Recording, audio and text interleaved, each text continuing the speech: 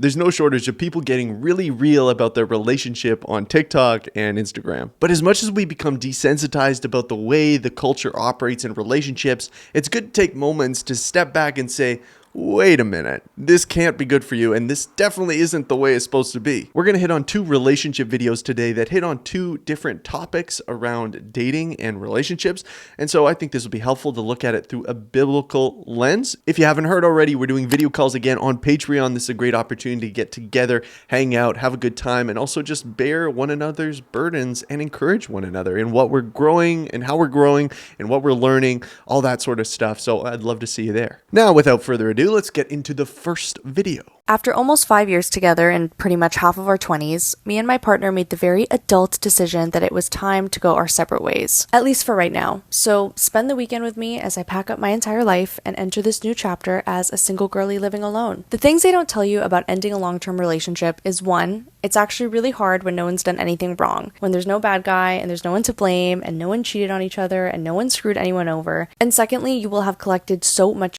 in 5 years. Like, I genuinely don't understand where half this stuff came from. I find this so interesting because I see videos like this quite frequently of people talking about breaking up with their long-term partner that they've been living with, and yet nobody did anything wrong and it's just very mutual and all this kind of thing. And yes, that could be just a facade, right? They're not telling you exactly what has happened, what's transpired, why they're actually breaking up. And I'm sure there's definitely more to the story. But this also illustrates something that I think we see in relationships quite a bit.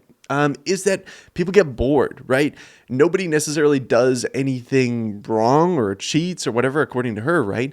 But you get bored. You're like, this person doesn't fulfill me anymore in the way that I want them to. They don't hit those boxes that I really need, or I'm just kind of tired of them. I've spent enough time with them, so maybe somebody else can be a little bit better for me. And I think in general, so much of the culture approaches relationships in a totally wrong way, to be honest with you. It's, what can I get out of this relationship, right? And for us as Christians, right, we would be in the exact same spot, right? If we didn't have God, we'd be in the exact same spot. And sometimes, honestly, we do still approach relationships this way. That, what can I get from this? How can I fill my needs up? How can I feel loved? How can I feel special? How can I experience pleasure? There was a friend of mine who was living with his girlfriend for a while, and he saw the statistics that, you're much more likely to break up or something's going to happen if you move in together first. Like, your relationship's not going to last a long time. And so he made the decision, even as a non-Christian at that point, that they would move out and they would live alone until they got married. It really does illustrate that God's ways work, right? They set up long-lasting, strong relationships. Now, that's not the primary reason that we do them. It's just because they work or whatever. No, we want to listen to God. We want to honor God with our life. But it really does show that when we set our lives up and our relationships up in the way that God ordained, they're much more likely to be fruitful as opposed to just taking things into our own hands to try to squeeze as much pleasure and, love as we can out of these things. Dating someone who had an adult content addiction was literally so crazy, because when I first realized that was what was causing a lot of the issues in our relationship, when I first started putting the pieces together, I confronted him about it. And I was like, hey, I feel like maybe you watch a little bit too much, a little bit too often. Maybe there's some things that you should cut back on. And he at first kind of pushed back on me and was like, it's not too much. And then I kind of brought up some studies and I was like, I feel like it's a little bit too much. And so he eventually agreed. He was like, okay, just straight up, the fact that you have to argue with your boyfriend about you need to stop watching as much corn as you are, as you're watching, that's insane to me. But we'll continue on. You know what, I'll try to cut back a little bit. I said, why don't we try 2 or 3 weeks, just none at all, and see what happens. And he was kind of hesitant about it, but I said, listen, if you're not willing to give it up for 2 or 3 weeks, I don't know if we should be in this relationship, because I feel like, if you came to me and you said, hey, Sydney, you're drinking too much, you're doing something too much, and I feel like it's impacting our relationship, would you be willing to take a break for 2 weeks and see if it makes any difference in our relationship? And I was like, well, no, probably not. Or I could try, but no promises. That would be up, right? So you should put in the same amount of effort that I would put in this relationship. So let's just go ahead and try, cut it out of your life for a little bit. So he tells me he would try. And I said, are you going to try, or are you going to actually do it? Because that's a big difference. It's so tricky because adult content is such a, perversion of how God designed sex. But when you're already stepping outside the bounds of that, right? Maybe, I'm assuming these people are living together, they're being intimate together. And yet you're like, okay, well, I know there's something wrong with adult content. He's taking in too much, but you really have no like moral foundation to stand on. And even the boyfriend's like, well, you know, I kind of want to keep watching it, and what's the big deal, right?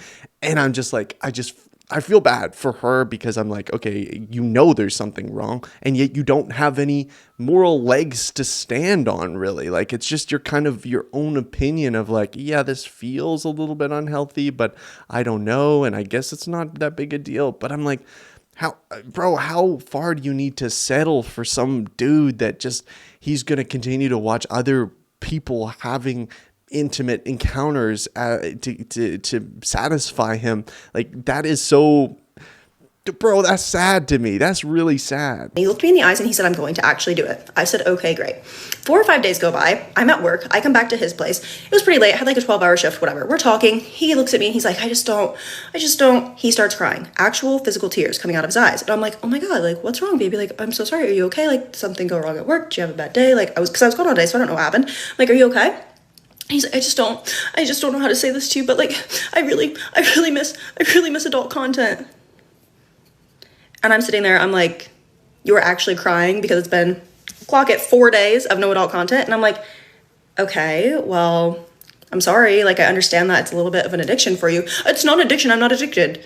But after 4 days, you're crying about it? Okay. I was like, well, fine, but I understand, like, it's something that's been hard for you to give up, but I do think it's going to improve our relationship, and maybe it won't. Maybe it's something else that we need to figure out. But for right now, like, I think trying this is a good idea. So I'm sorry that it's upsetting you. She is treating him like a baby, right? Like, and he needs her to be his mom. That's essentially the dynamic here that's going on.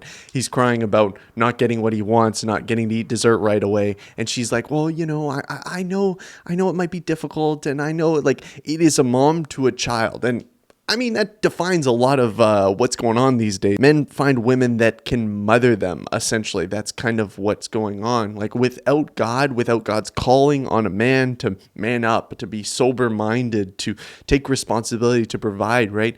Our culture just says, you know, men and women are exactly the same. And so men kind of act like babies sometimes. Eventually, he reels it in. He's like, I don't know, I was just really overwhelmed today. I had a stressful day. I'm like, you were gone all day, and I don't know, like, what am I supposed to do if I don't have that? And I was like, I don't know, figure something else out, you know? Like, you can see how this is a major coping mechanism for him, obviously, right? Like, the amount of emotion that has been exerted because he cannot have this coping mechanism when he needs it after a stressful day.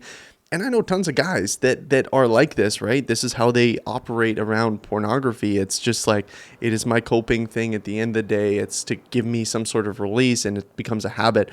And to take that away, a lot of guys just don't know where to go. I really do think at the heart of all of this, it's a desire to use something of this world, whether that's moving in with a partner before I'm married because then they can give me love or whatever, or using pornography as a coping mechanism so then I can feel better. It's using these things, trying to control our own life in order to make myself feel better, in order to give me the life that I wanted, to bring me some sort of pleasure. When we take our life into our hands in that way, when we try to fill this gap within ourselves, these needs that we feel like we have with worldly things, we'll feel empty. And this is our rebellion against God. It's God reaching out to us and saying, I'm the way, the truth, and the life. I will satisfy you. I will comfort you. I will love you. And we're saying, you know what? I'm going to move in with my partner. No, I'm going to watch pornography. Oh, I'm going to, settle for this person that isn't that good for me because I just so deeply crave love. If you recognize this within your own life, stop it. Receive God. Like, stop looking to this stuff to try to fill you. And it won't be what you want it to be. Just realize that now and turn to God in faith. We've all made dumb decisions like this, bad choices that we thought would fill us in some way. So it would give us what we're looking for. But they left us empty. Like, it didn't work out. And yet God is gracious. He loved us even while we were rebelling against him. That is a really merciful and loving God. Thanks for watching this video, guys, as always, and until next time, God bless.